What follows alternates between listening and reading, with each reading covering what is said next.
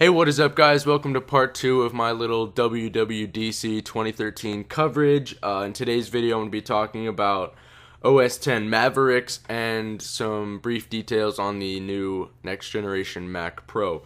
So let's get into it. Yesterday, if you didn't know, I did a video on iOS 7, so if you haven't seen that, I would definitely check that out.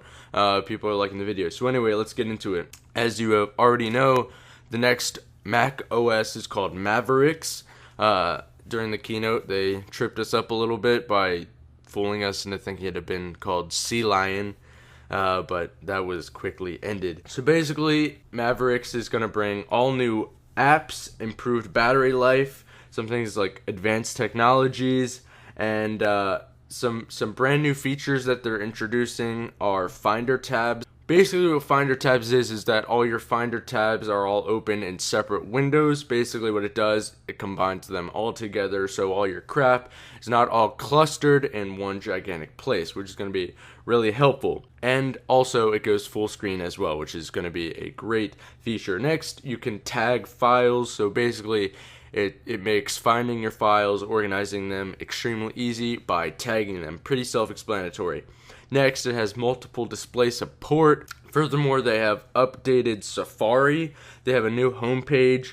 They have this thing called Sidebar that I believe is already in place. Bookmarks, they improved the reading list and shared links. Personally, I prefer Chrome. Just Chrome has always been faster for me, at least on Windows. I used Safari for a good amount of time in previous years, and I just Chrome all the way. So that's just my opinion. One cool thing that they did introduce was this thing called compressed memory, which is going to be extremely helpful. Basically what it is that it makes for a quicker, more responsive Mac. I'm going to read this off of Apple's website just so it's boom, there you go. The more memory your Mac has at its disposal, the faster it works. But when you have multiple apps running, your Mac uses more memory. With Mavericks, compressed memory allows your Mac to free up memory space when you need it most. As your Mac approaches maximum memory capacity, OSX automatically compresses data from inactive apps, making more memory available. So basically what that means is that it's just like an more efficient way to have the computer deal with its memory, which is going to be fantastic. A quick little thing on notifications that they have improved. You can reply to messages, emails, tweets, all sort of things right within the little notifications bar that comes up in the top corner.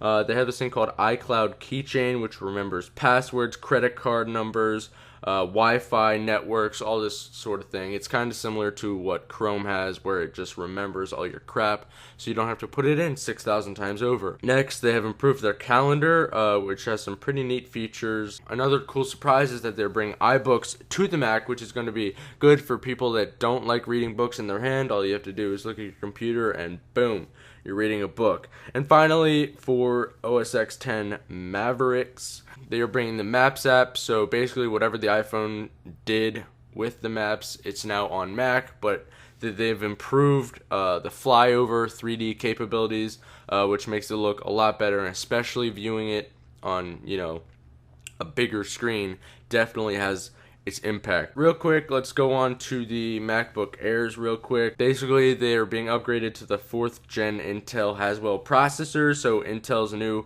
4th generation processors. The battery life has been incredibly improved.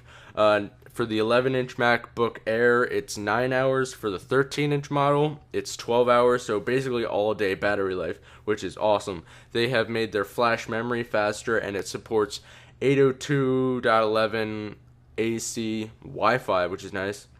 I have no idea what that means, but it has it. And for the prices on the 11-inch, 128 gigabyte is $999. For the 256 model, it's $1,200. For the 13-inch model, for 128 gigs, it's $1,100. And for the 256 gigabyte model, it's $1,300, and it ships right now. Finally, let's go to the Mac Pro. So basically, this is awesome. It's the next gen Mac Pro. It's running on the next gen Intel Xeon processors. It has ECC memory, don't know what that means. For their memory, they're putting 1866 megahertz of DDR3 memory. So that's your RAM, which is nice. It supports 12-core processors. It has 2.5 times more faster flash and supports Thunderbolt 2. Now, there's tons of other specs they included, but they were talking really, really fast, and I could not take notes that fast.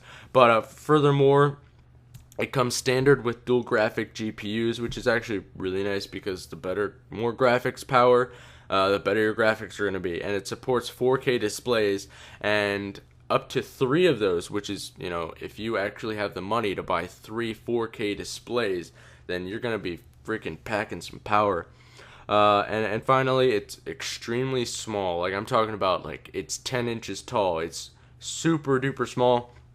Pretty much, it's going to be like the most badass desktop computer you could possibly want. And it's going to come later in the year, which kind of sucks, but hey, I'd expect it to come around the holiday time. So basically, guys, that wraps up the 2-part video covering WWDC, at least for the keynote. Yesterday, I would definitely recommend going to apple.com and checking all this out for yourself, because they probably do a lot better at explaining it than I do. So anyway, guys, thank you so much for watching this video. If you have any questions, leave a comment down below. Don't forget to subscribe, and I will see you in the next video.